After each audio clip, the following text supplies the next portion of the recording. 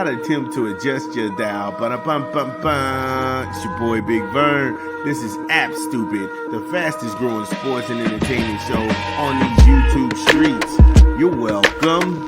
Holla at us. Boy Big Vern on a beautiful Sunday here. Thank you all for giving me a little bit of your time. You know how we do it. Shout out to y'all who's rocking with us. Last segment, we talked Indiana football. They shocked the world when they beat Oregon in Eugene. That was wild. These guys on a collision course with Ohio State. Lord, trust me, everybody in this state's going to go crazy if we beat Ohio State in Bloomington. Ooh-wee. So from the Big Ten, we go to the SEC.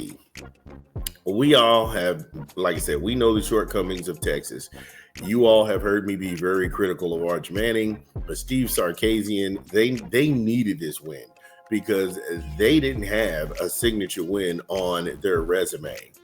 And it looked like Arch Manning could only beat the garbage teams of the world, the Sam Houstons, the San Diego States. Again, we do this because we know what went down. However, what went on in this Red River shootout, I had no idea Texas was going to do Oklahoma like that. I mean, that was embarrassing. That was embarrassing. We'll get into it a little bit more when we come back from a quick rap album. It's your boy Big Vern. Give me a beat. Bum, bum, bum, bum, bum, bum. It's your boy Big Vern. Y'all know what it is. We pumping another rap album this month. Kwame, The Different Kids, in stores now. Get it where you legally consume music, whether it be Apple Music, Google Play, or Spotify. My personal favorites on the track is going to be The Kwame Show, Hello Anybody, Adulthood, No Way, Go Away with Vivian Green, Miss Mary Mac. I love that song. Miss Mary Mac is wild. Old school rapper, and Nobody. Kwame, The Different Kids, in stores now. Yo, shout out to Kwame. Give him some love, y'all. Show the boy some love. Texas, they was feeling the heat from the fans and from the boosters. And once being ranked in the country to sliding completely out of the top 25. Again, this rivalry, the Red River Shootout, it was a must win for Texas. So how did this go? How did things turn out in Austin? Well, it went like none of us thought it would go.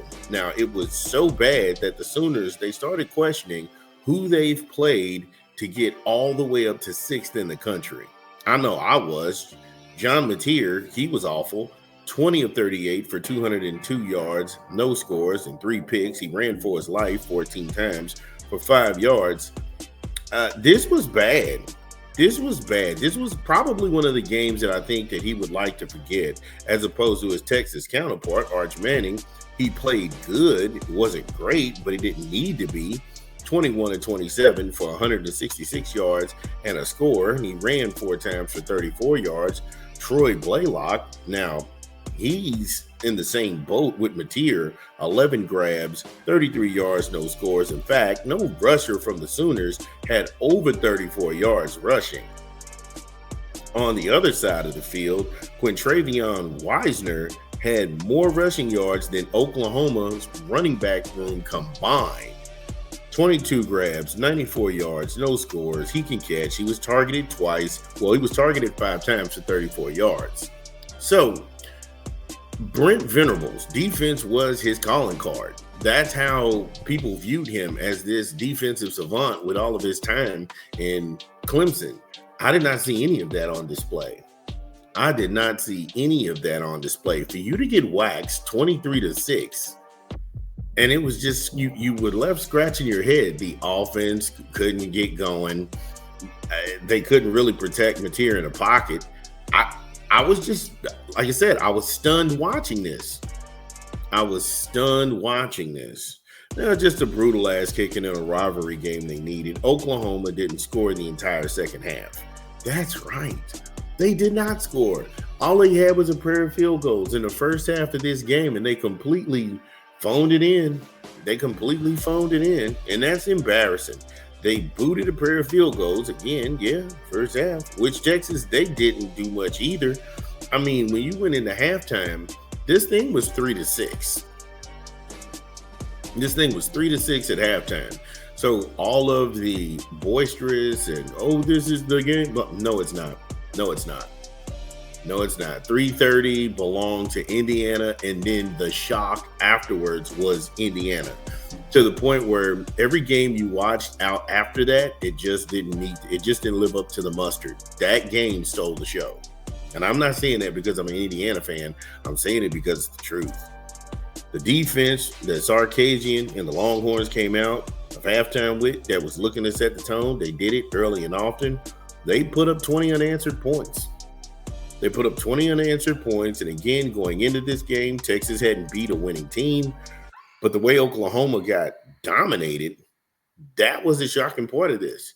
So if like, again, I'm the mayor of Fair, Oklahoma should drop right down to 16 or 17th in the country. It's not the fact that you lost. Anybody can lose a game, but you were dominated. You were dominated in a rivalry game to a team that hadn't beat a winning team all year. And you were their first SEC conference win. Again, you can't stay. You can't stay. If you're an Oklahoma fan, get in the comments. If you're a Texas fan, get in the comments. Are you happy that Arch Manning is the most famous game manager in college football? I don't know. I'd like to hear from you. It's Big Vern. Again, if you are listening to this pod, get in the comments. Let us know that we get it right. What did we leave out? This is Big Vern. We talk back. We'll be back. Top of the hour.